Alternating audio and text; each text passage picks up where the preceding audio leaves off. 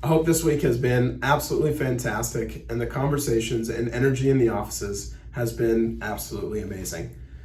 Neuroplasticity is one of the coolest subjects when it comes to the ability of the body to be able to adapt and to change.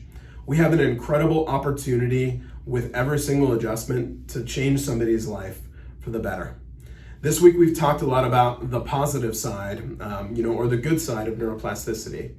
But there's another side that we have to consider, and that is the negative side.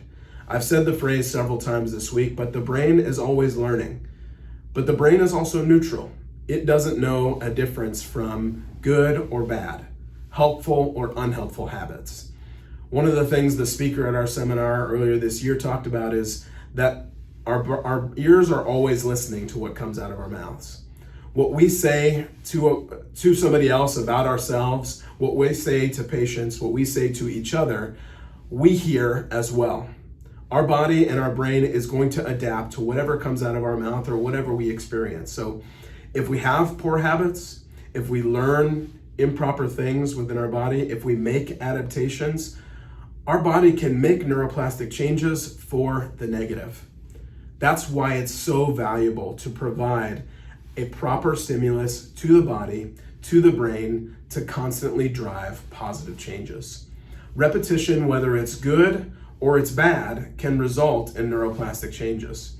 And we can learn poor patterns, whether these are poor motor patterns, poor patterns of hormone production, poor patterns of organ function. All of these things can become ingrained, within our brain and within our system.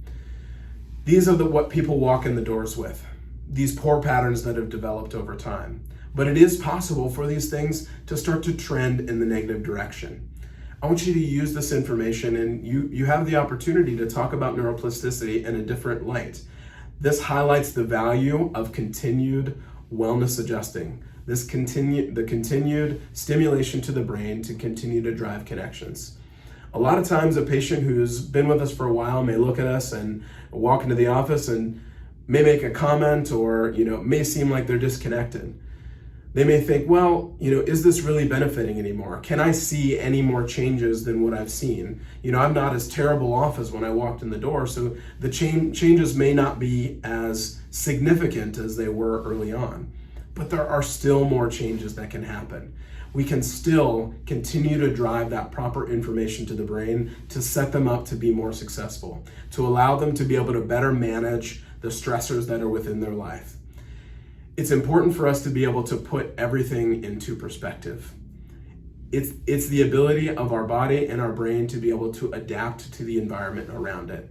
But for those patterns to continue to adapt in a proper fashion, they need the proper input. The chiropractic adjustment sets up the brain, sets up the body to increase connections and to better be set up to be resilient and responsive to the things around them. Have a rockin' Friday.